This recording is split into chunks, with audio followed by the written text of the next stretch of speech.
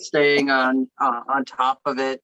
There's a national balloon shortage, so I have to. Wow. Yeah, it turns out that all the companies that made rubber gloves also made the balloon animals.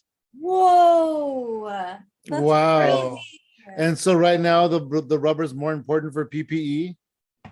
Yeah. Well, I mean, it should be, but I mean, not to you, but to the companies. I mean, well, yeah, like people aren't buying as much PPE as things are kind of going back to normal, but yeah, all the balloon twisters are kind of fighting over what's available. So, it's kind of limiting. It forces people to use what they have. And so I've been kind of going back to my roots and doing more simpler designs and seeing what I can come up with the balloons I have. you come up with some really crazy and really original concepts with your balloons recently. Oh yeah, the cordless drill was someone was like, "Hey, my dad's a construction worker. Can you make him a cordless drill?" And Wow. I was like, "I'll try." And someone wanted the baseball bit was something I bought a tutorial for it a long time ago, and I thought it would be cool for me to at least try it out because I got a lot of stuff that I haven't even tried to learn. So, right now I'm just kind of getting back into like twisting more, and people want like sculptures and stuff like that. People have been hitting me up in the DMs. It's like, hey, can you make me this rocket ship or stuff like that? So, is that a rocket ship in your pocket, Paul? Or are you happy to see me? Both. That's a good time to cut to a little intro. What is up, ladies and gentlemen? I am Funky Sam Medina. And I'm Athena Rodriguez. Welcome to Hypothetical Comedy, the podcast. We are going to just sit here and talk to some people and have a good time. And today our first guest is none other than magician, comedian, and swell guy, Paul Kilmer. How's it going, Paul? I'm okay. Thank you for asking. Hell yeah. You're better than okay, Paul. You're fantastic. I'll do my best. I'm guessing you are. So Paul, what's new in your life besides the new balloons you're doing? Just booking gigs, summer camps, doing my magic shows, trying to get out there as much as possible. But yeah, everything's looking good. I mean, I still have my job at the theater. Still very much, writing every day, trying to make sure the things I say are funny. And because I think as a comedian, at least the things that you should say should be funny. Yeah, you're one of those rare comedians where almost anything you say is funny. I don't know about that, but I'll take the compliment because I need it. Paul, so you're a magician, you're a comedian. How long have you been doing magician and comedianing? Well, that's an interesting question. I started playing around with the deck of cards when I was like 9, and I did my first paid magic show when I was 14, and I've kind of just been going ever since. And I primarily make most of my money performing kids' magic shows, but about 3 or 4 years ago, I started doing stand-up comedy.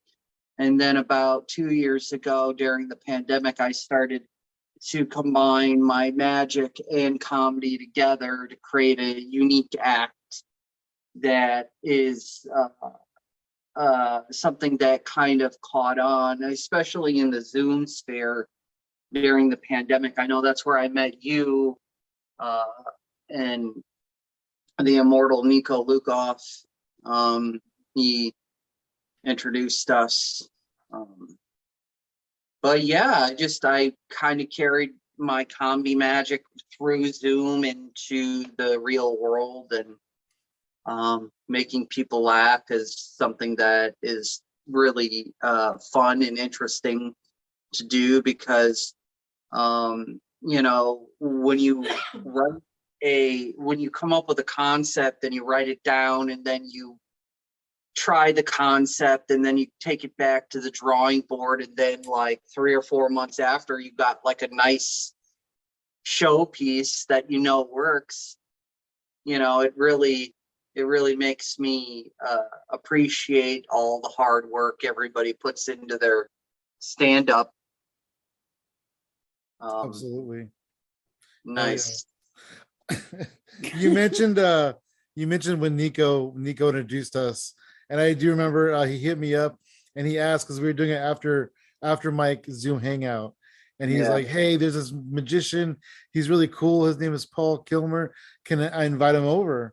And I was like, yeah, absolutely, you know, because it's like anybody's welcome, it's a safe place, come hang out, one all, you know, a friend of mine is a friend of a friend of a friend is a friend of mine, I don't know, you know what I mean, Paul, but like friends of friends, everybody's, we're all good friends and stuff. And so you came in and you were still on, I think maybe you had just done a mic and you were still raring to go, and you're like, hey, you guys want to see a magic trick? And you just did like all this magic, and like within a few minutes after meeting you, you just definitely won my heart. Oh yeah. I mean, I always tell people, the one thing I'm really good at is luring people into a false sense of security. I'm really good at that. I think that I try to be as nice as I can to people, because you never know what kind of day they're having. I try to support people as much as I can. You know, it isn't my place to tell people what to do or what to think. I just feel that me being nice is just who I am generally. Like, it's not my place to tell other comedians how to do their comedy. It's just not my style to put people down. I'm terrible at roast battles, because I end up like, I'm not good that way. I'm not mean. I mean, sometimes my jokes might get a little dark, but yeah, I try to be as nice as I can, you know, because I come from like a children's entertainer background, and when you perform for a paying audience, they don't want to go to a place and be verbally accosted. Yeah, that's true. They've spent all week working, and now they're getting blasted by some dude in a hoodie, you know, because they decided they wanted to go out and enjoy a Friday night, and that's just not who I am. You know, I was working at a comedy club, and part of my job was seating people. Yeah. And you'd be surprised by the number of people who were going to get in the front seats who said, no, thank you, put me closer to the back. I'm like, well, these are the best seats in the house. People would kill for these seats. And they're like, nope, I don't want to get made fun of. Nope. Yeah. And like I said, it isn't my place to tell. It isn't my place, but I love doing crowd work. And I've noticed that the difference between my crowd work and how other comedians do it, like I said, it isn't my place to tell other comedians what to do, or like, but I try to become friends with my audience. It's a lot easier to sell. I don't come from like a pure stand-up background. I like to entertain people, and that's how I get booked. People book me because I'm entertaining. Mm-hmm. And if you go out there and listen, some people are just very good at it. That is their thing, and they're good at it. I can't. I guess what I'm saying is, it's like, if I'll even take this for example. I don't really swear during my act. Right. Because I don't swear in my everyday life. It's not that I have never swore, or I don't use sentence enhancers. Um, but for me to go up there and start like being really dirty and really like, that's just not who I am. If anything, the audience would probably pick up that it's like, oh, this guy's like a sweetheart. Why is he all of a sudden now a douchebag? Maybe You if know? maybe if you slicked your hair back. Oh Yeah. Yeah. and wore a leather jacket. Yeah. I don't want to copy any certain comedian from the 80s, but you know, my whole thing about it is that I try to be as nice as I can to people. Mhm. Well, I I'm feel not like one to. it doesn't even Go feel like ahead. you're trying, Paul. You're just like a nice soul. You're just a nice person. Yeah, and you know, it's like I never. My favorite thing is when I first do Zoom comedy. I had only been. I had the fortunate. I was fortunate to start live comedy, and then the pandemic hit. Yeah. Yeah. And I already had a set because I wanted to see if I could do comedy without the magic for the first like 3-4 months. So I had a really nice set, or at least I thought I did. And a comedian who shall not be named, you know who I'm talking about, who was in a lot of Zoom mics, decided that he wanted to give everyone notes on their show. And I'm like, it's like, oh, you should take it down there. It's like, I'm just going to I don't mind taking a tag. I'll take a tag all day. But why are you sitting there with a pen and paper, like dismantling my act? It's like, you know, it's like you're so, you know, it's, I don't know, maybe I'm being too critical, but it's just like, leave my jokes alone. You know? Yeah, we should get that Leave Britney guy alone. Leave Paul's jokes alone. Oh, wow, that's old. I haven't heard that in a long time. Well, And you know me with those relevant topical references. yeah. Paul, so have you noticed after being in the comedy world for a while, have you noticed like a parallel between both being a children's entertainer and being a comedian? Like, how do they help each other on both platforms? Well, it's interesting because your audience doesn't necessarily understand what your job is. If an average person goes to a comedy show, their understanding of what a comedian is a person that's supposed to make me laugh. The same thing with a kid's magician. The title is misleading. My job is to entertain people. So they're paying me a premium because I have a skill that they don't. And what ends up happening is that I have the ability to perform for 300 to 400 kids. I have the ability to perform for 20 kids, nursing home full of people. These companies are having me come in. I'm getting paid for what I do, and most of my work is through referrals. And I guess how that correlates is you should be able to do the thing that they're paying you for. So when I go and do a comedy show, I make it very clear that I am a comedy magician. I am a magician and I'm a comedian, and that's what you're paying me for. And the parallels are this: if you can entertain a group of 5-year-olds for more than 30 minutes, you can get up on stage and entertain a group of adults for that same amount of time. Hell because yeah. no one's going to hurt you more than an honest 5-year-old.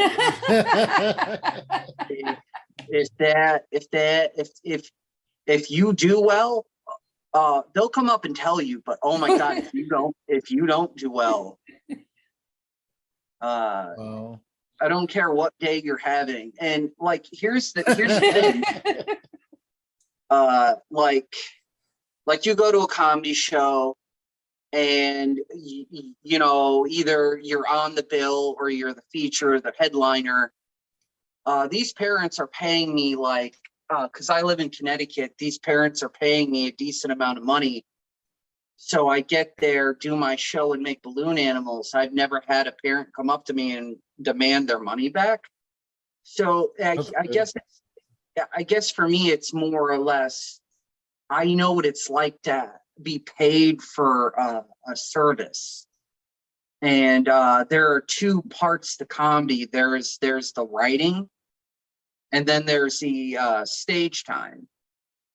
So basically what ends up happening is that you can go to an open mic and bomb, not realizing that you can't really bomb in an open mic because most people don't know the difference between an open mic and a show.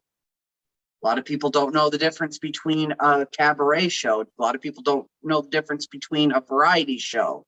A lot of people don't know the difference between a comedian and a variety act. Because if you go and look at 90% of magicians out there, they're making their audience laugh throughout the entire show, using their magic as a medium to do that. That's right. So what it is that it's in the mind of the audience. It's all the same thing. Only comedians care about comedy, and only magicians care about magic. What I mean is comedians scrutinize the minutia, which is, oh man, I went to this open mic and no one laughed. I mean, like, you're in a group of people who are comedians. Yeah, no, it's true. You know, if you get a, hey, that's nice, or Yeah. that's really great. Now, because I often tell people, like, hey, when you're on a show, you can make your audience laugh. It's like, yeah. And I can't make people laugh at an open mic. And it's like, well, if I go to a magic conference and do a magic trick, because they know how it's done. So it's understanding entertainment and the ideas. When I go up on stage, I don't always get billed as a comedian. I get billed as we have a magician, and you know, it's, you gotta know, you gotta know what you're doing.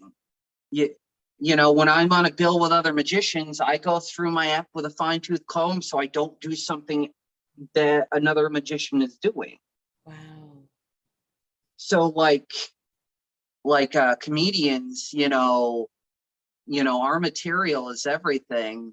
So, you know, being able to workshop those ideas are perfect. That's where, like, you guys have your Zoom open mic and open mics. Not a lot of people can get out to mics. I mean, I don't drive, so, you know, every single thing that I developed on Zoom works in real life. So, like, good.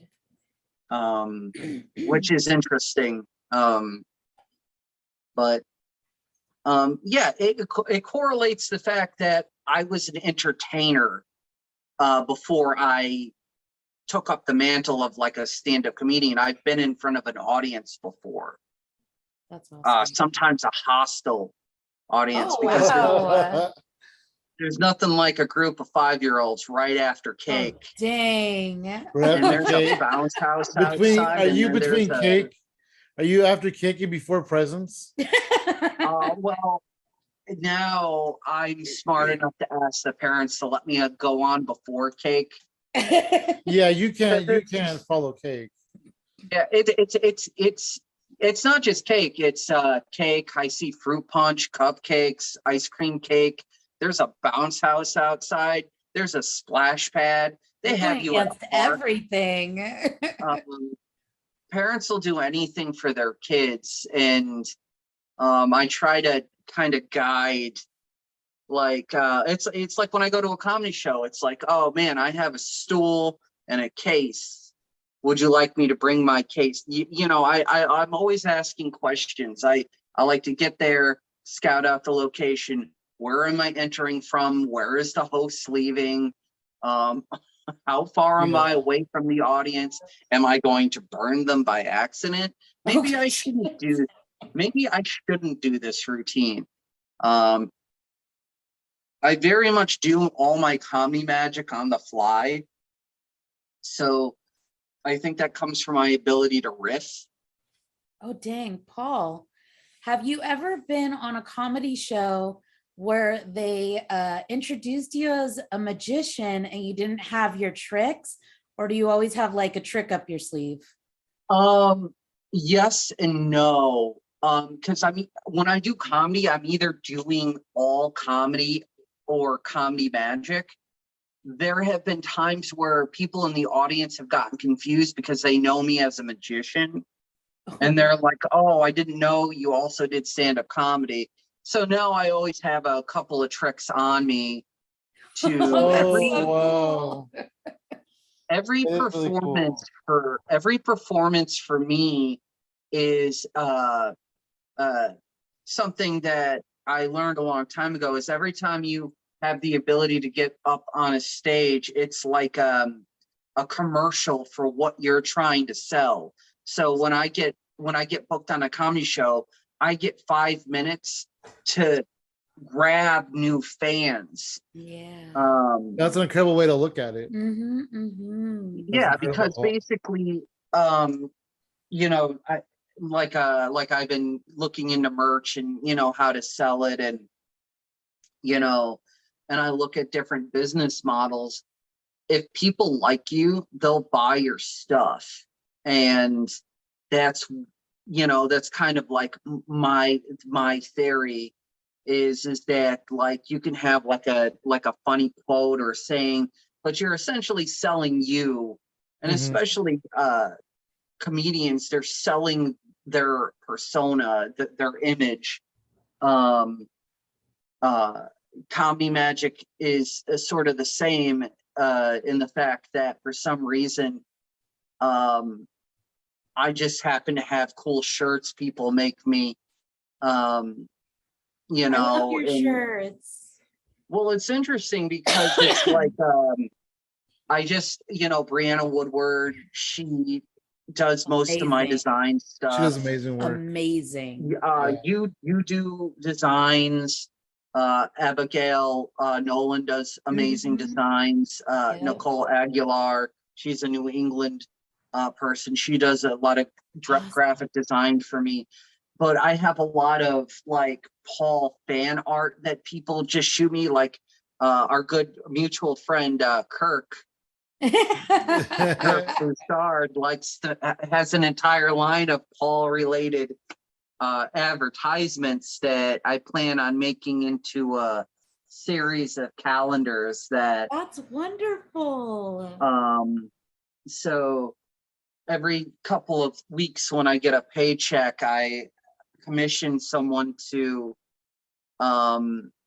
make me a new piece of art, and that is and great, I always Paul.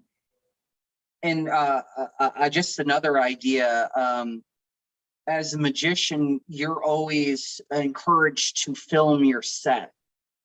So you can go back and make adjustments. So I've been filming all of my sets and going back and looking at them and see where am I getting a pop here? Do I need to go back and like rewrite this? What's my verbiage? And it's good practice for comedians too. Yeah. And because I hate watching it.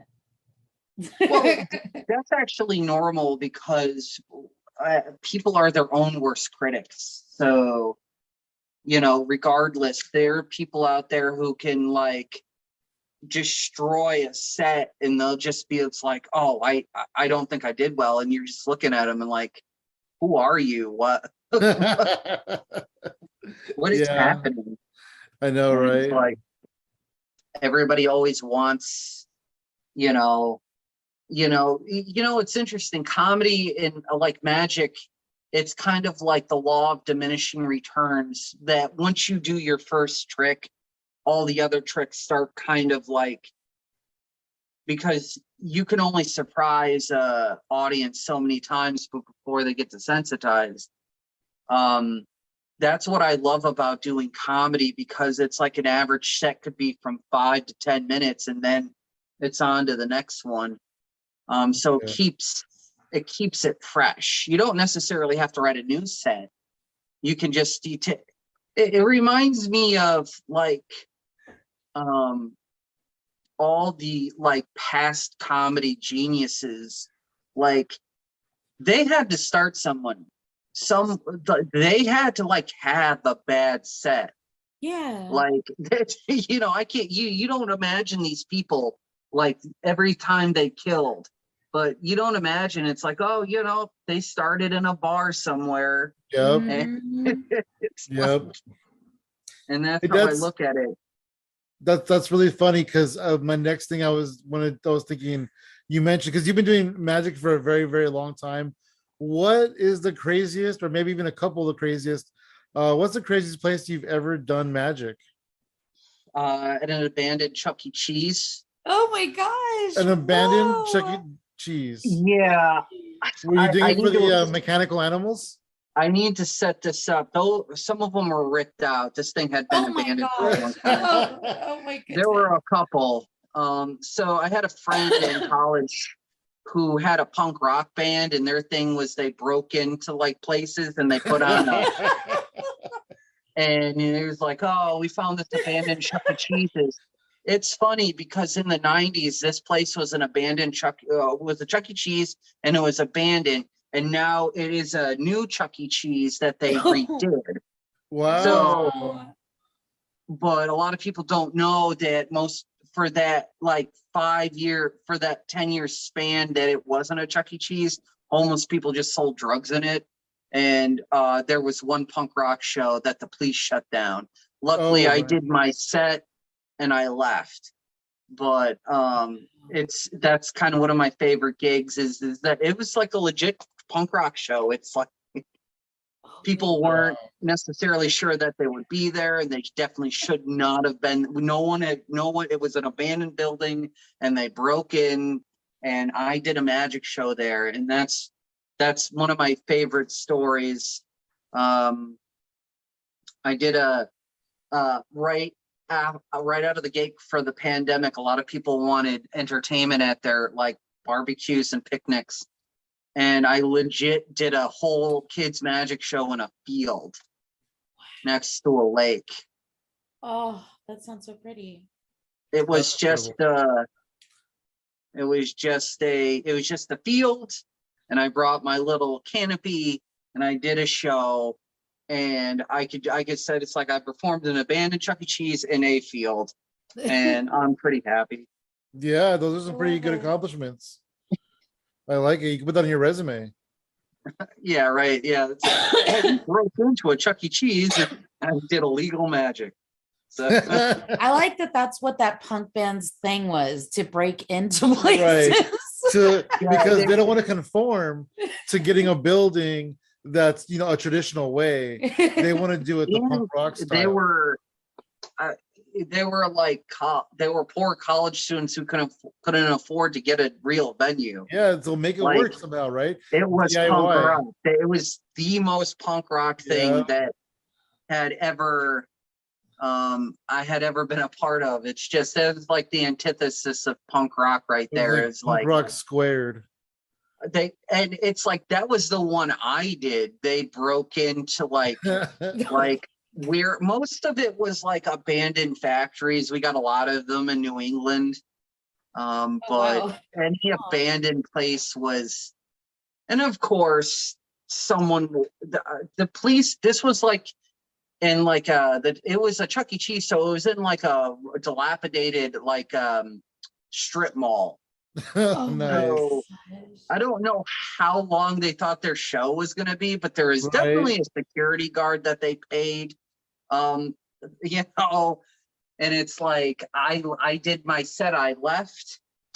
They gave me $20, which I thought was good for a punk rock show, and then I basically went back to Plainville. But yeah, the cops were called.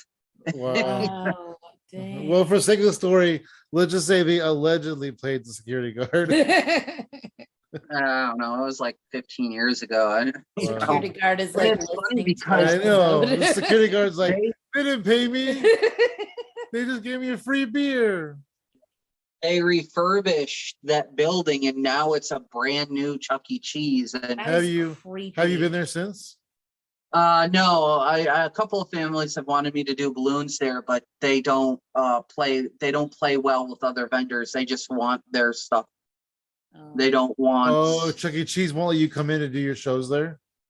Yeah, even if the parents are paying me. Wow.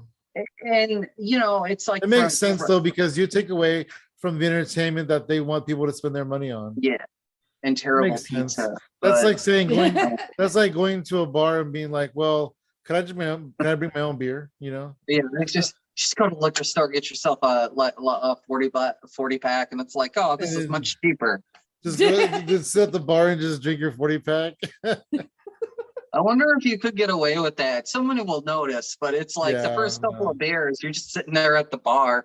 If it's busy, no one's paying attention. You're just pulling beers out of your pocket. Just refilling a cup. So it looks like you have a full cup every time. That'd be incredible. That'd be incredible. So I don't know. So you grew up doing magic. What was it that made you decide to start doing comedy, to kind of cross that line, if you will? So basically, for me, there wasn't really a line. It was kind of, I did one thing that was like a magic trick and people really enjoyed it. So I started adding more like stunts to my comedy. And then I started like integrating comedy into my magic. And then I started writing my jokes around the tricks that I had. Wow. And then Zoom happened, and there are certain tricks that lend well to Zoom. And so, a lot of times what ends up happening is that like none of us had anything to do. Everybody was working remotely, I remember in the beginning of Zoom, everybody was just kind of doing a set from their car, just driving on the Yep. The good old days. I remember that. When there was not very many cars on the road. Yeah, and it's funny because that became a rule at a lot of like shows. It's like, yeah, we don't want you driving around doing your set, and it's like you could tell who, it's like those comedians just kind of disappeared, the car comedians. Yeah. And, we still have a few. A lot of the people from Displaced Comedians are going on to like work at like Broadway comedy club flappers. I'm getting into places that people have seen me on. So it's like, oh, why don't you come here? And I'm like, okay, well, I hope you guys have a travel budget because I'm on all the way across the country, but we'll figure it out. Yeah, it's like, we have an Airbnb. Yeah, Airbnb is gross. Airbnb is gross. Like we did Airbnb one time before the pandemic. We went to LA. It was so and awkward. It was awkward because like the house was really quiet and our voices were kind of echoey a little bit, and like the floor creaks. So it's like we're trying to be as quiet as possible in this person's house. And it's like we come back at like 1 o'clock in the morning, a little bit buzzed, well, me at least. And like, we're just in this house trying to be quiet, and it's awkward. It's crazy. It felt like we're sneaking into our house. Did. It felt like we were sneaking in. And I said hotels from now on because Airbnbs are awkward and weird. Yeah. For me is that like people like the comedy magic. So I do get requests to come out to places, and I try to make it. I recently, a couple of weeks ago, did my first show in New York. I hope to get some more shows in New York. That's awesome. And it was so funny going on the train, and my brother, he came to film it, and he brought his friend Tony, and it really made me feel good to see it, like, because my brother is very hard to make laugh. And he had a really good time, or at least that's what he told me. And and people told you the truth. And we it's so funny because when we left the train station, we went to the bathroom at McDonald's, and when we got to the train station, we ate at McDonald's. Oh, wow. And it was an amazing McDonald's because it was spotless. It was right next to the New York Port Authority. And there were no registers. You had paid on a kiosk in the middle of the McDonald's, and they brought it out to you within like 5 minutes. And this was the most beautiful Big Mac I had ever seen. It was perfect. Did it look like the commercials? Like the commercials. And the fries were hot and crispy, and the Coke. There's always a McDonald's that the Coke doesn't taste right. It tastes weird. And everything was great. And I was like, I couldn't stop talking about how awesome McDonald's in New York are. You know what they should do, Paul? Sorry to interrupt you. You know what they should do is they should send all the McDonald's employees to that store to train. Yeah. But have it's that standard everywhere. Because I walked up to order and she's like, no, you just order from there and we'll bring it right out. Cool. There were 15 people working in the back. They were busting out fries. No one was waiting. Everybody was just cool, calm, and relaxed. That's not how New England is. It's like, my food that's going to take me a half an hour, and your ice cream machine was broken. They had 2 ice cream machines that were working. And I was like, where am I? Where am I? It's like you went to McDonald's heaven. Yeah, no, seriously. It's a big shout out to the McDonald's next to the Port Authority in New York. Yeah, you're the real MVP, McDonald's. I like it. That one, that McDonald's. I had a friend who worked at McDonald's a couple of years ago, and they were like, yeah, we just tell people the ice cream machine is broken because most of the employees don't know how to use it. And I'm like, oh, fair enough. Yeah. We've all been there. We've all had a job. We've all not wanted to do our job. Like, I'm sure when I used to work at CVS, I told people the photo machine was broken when it wasn't. I don't want to make your film. I don't want to process your film. Go away. Not you. So, like, you know as well as I do that I worked at Walgreens like 15 years ago in the photo department. Me too. And people would come in with their disposable cameras. And the thing at the time is when you were having weddings, you would put like 5 on a table. And Walgreens was running this deal where you got duplicate photos. And you had Johnny in the bathroom who's 5, taking pictures of all the urinals and like the corner. And he found the sweet spider. And thank God that they hired a professional photographer, because whoever thought that was cool needs to. You don't need 150 copies of like your cousin with a thumb obscuring half the picture, Yeah, no, it's true. You don't. But then people get drunk. They get drunk and they act stupid, and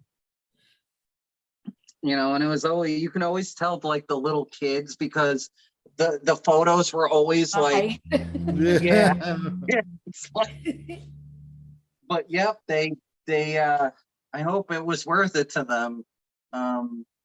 Yeah, I've seen some. Recently at my job at the movie theater, someone got their car repossessed. Oh, dang. Yeah. Oh, wow. Like a customer or an employee? Yeah.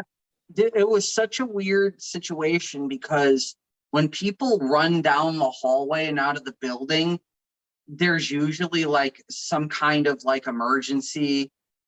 And I'm just sitting there ripping tickets, and it was particularly slow. And this lady comes sprinting down the hallway like an Olympian and out of the building. And apparently she had an app on her phone that told her that when her car was getting repossessed, and it happened right at the movie theater. And then she comes in and starts yelling at me like I can do anything about it. Oh, wow. How would they find her at the movie theater? I don't know. I just told her, it's like, I don't think that there's anything I can do to help you. Your car is gone. Right. That's not your fault that she didn't pay her car bill. How do they find you at the theater? I don't know how they find you at the movie theater. Dang. Maybe they were following her. there was an app, and I guess she paid her bill through the app, and the app sent her an email that her car is getting repossessed right then. They found her because I guess there's like some kind of weird tracking thing in her car. Wow. And I said to myself, I've not seen a person run that fast in a long time.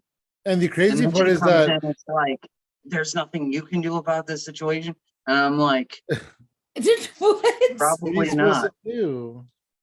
I don't appreciate your she must have confused my autism with sarcasm. But she's like, I I mean, don't it sounds appreciate your sarcasm. And I'm like, I'm just trying to process her running out of the theater as fast as she can.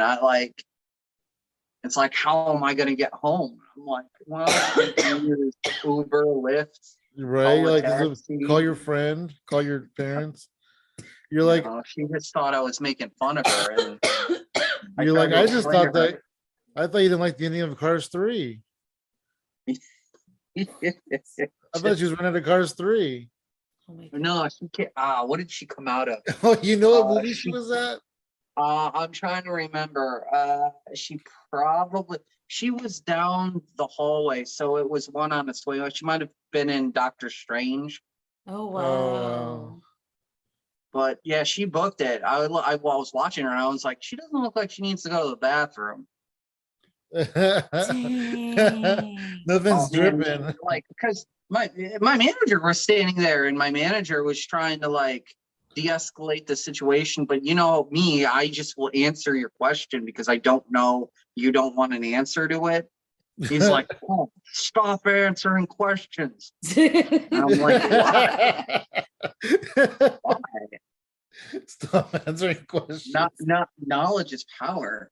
Paul, our attorney is not present. Well, it's interesting because it's people. It's like, you know as well as I do. You still work in the call center, Yeah, Sam? yeah, kind of sort of, but from home. But yes, People have got like, I can see you just trying to get people to do basic computer stuff, like, and hit the shift key. What's the shift key? I can see you. I can see that. oh, I'm not in IT. I'm not in IT. But being But I know trying what to you mean, like, though. yeah. I know what you mean, though. Athena, you used to work in a call center too, right? Yep. That you must have some stories. Well, I mean, I feel like I was more the clueless one because it was a completely different career than I'd ever been. So Yeah. I was constantly confused, but I did have fun things like somebody was oh, your name is Athena? There's a song named Athena by The Who. And I'm all, I'd never heard of it before.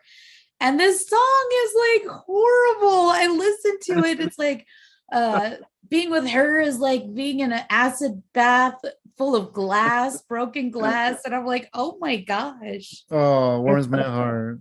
Right? Sounds just like her. The ego went down, is what I'm saying.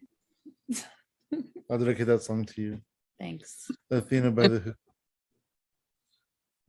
We should make that the song of the week. Where's Kirk? He loves music. I think he's probably either at home or at work, or maybe in between one or the other. Maybe he's wondering Who's gonna be your next doing Maybe right he's now. asking where Paul is. Yeah. I doubt that, but is he gonna be the next guest? Ooh. I don't know. We're gonna figure that out. He We're gonna does take it. know. we're gonna He's just take it- saying he does. We're gonna take it one day at a time. We might just make you the next guest too. Oh dang. Wait a minute. Okay. I'm Paul just part kidding. 2. Yeah, we'll have Paul part 2. Be like the conclusion. Like, Paul, what happened when you went to the movie theater and Cars 3 came out? Well, okay, so Paul, you went to New York, right? You Yeah. performed.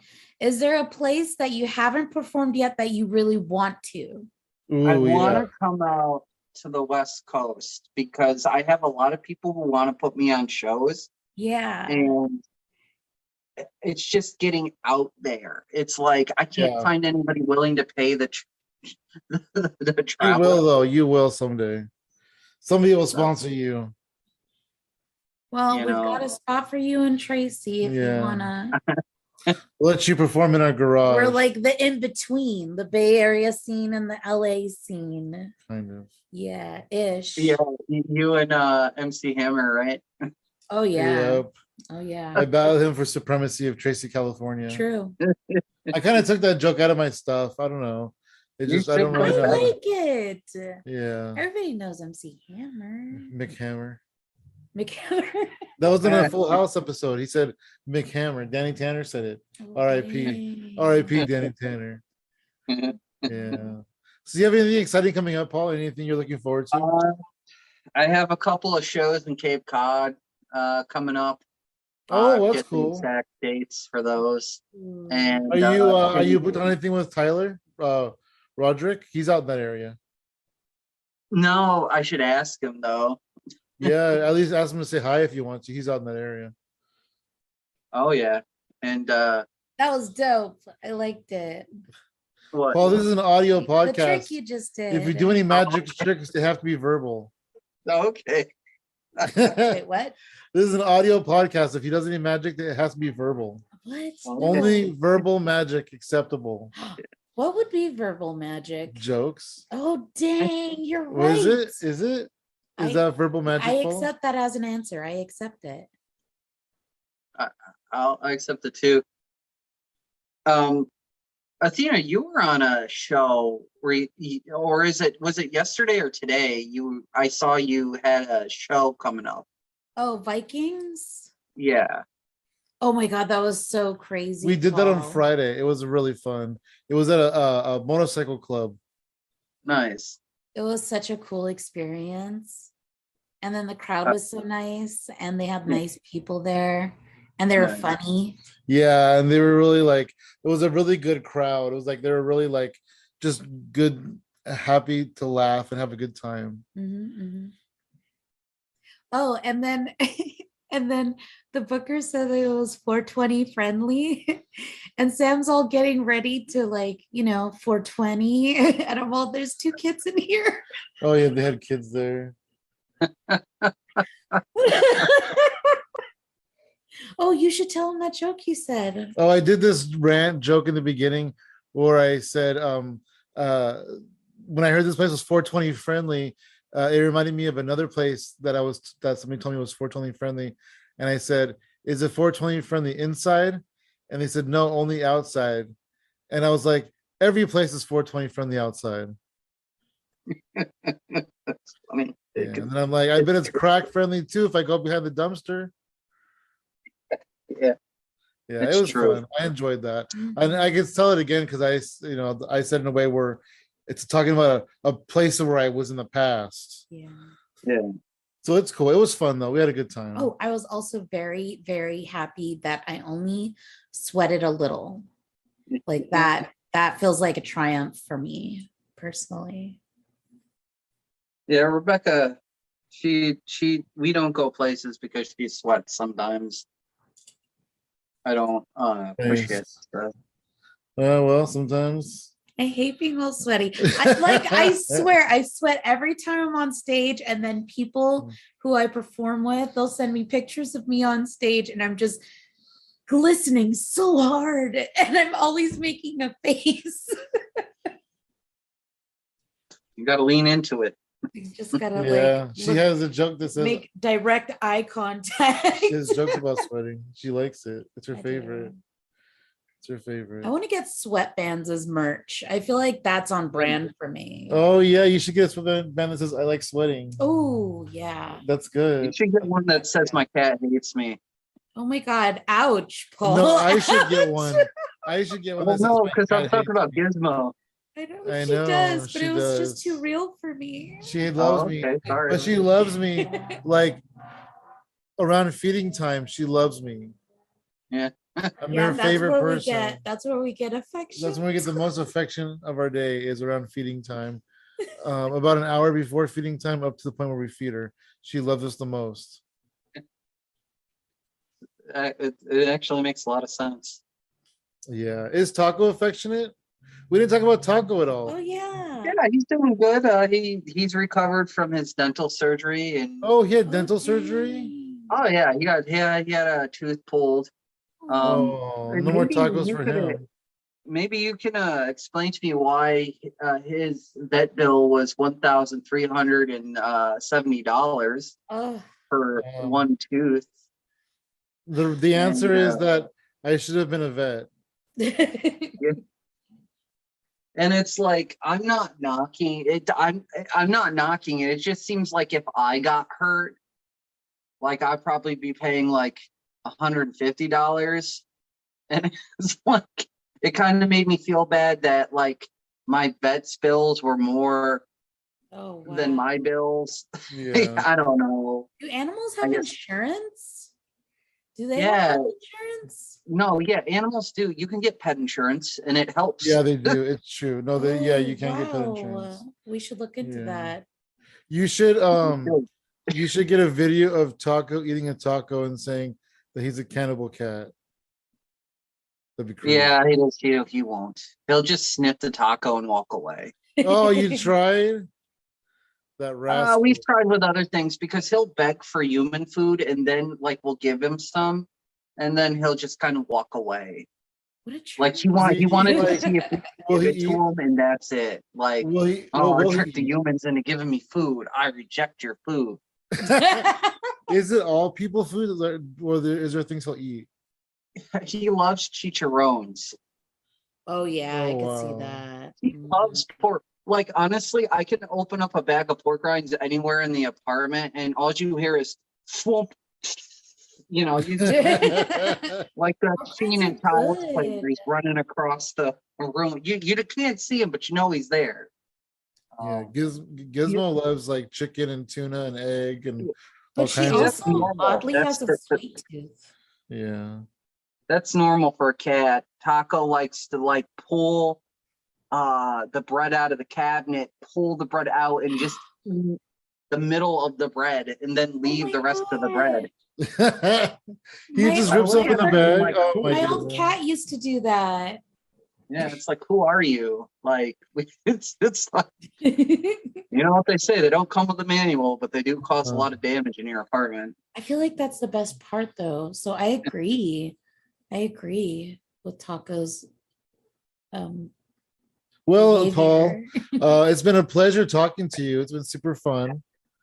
As we wind down, do you have any social media you would like to plug?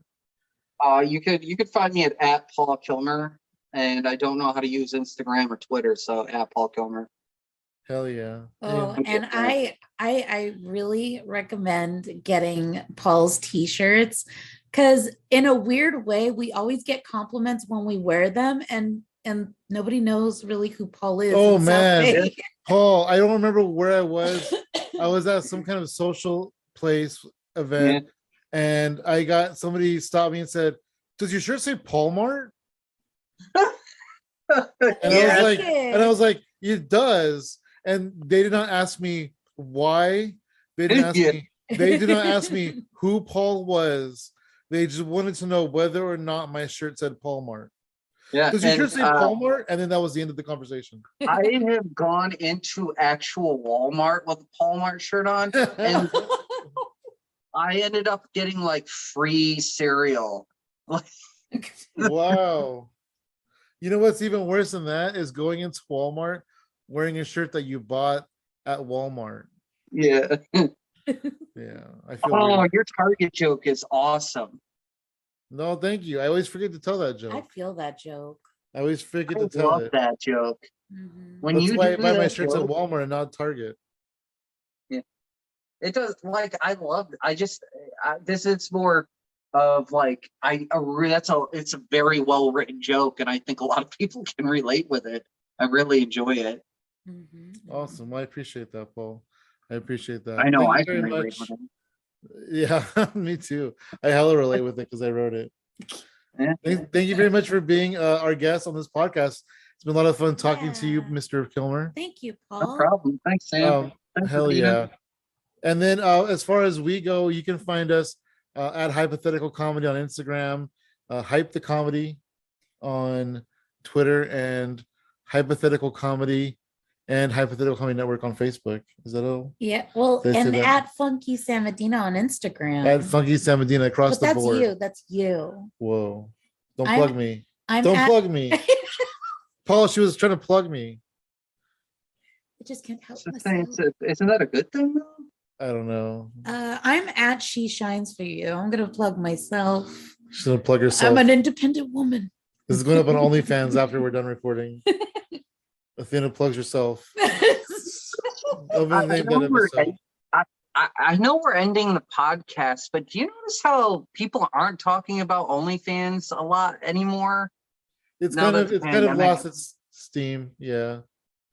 Has Yeah, it? no one cares about so.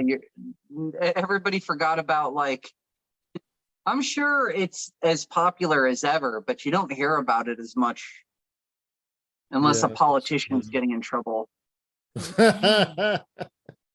And with that said, that's all. How do I stop it?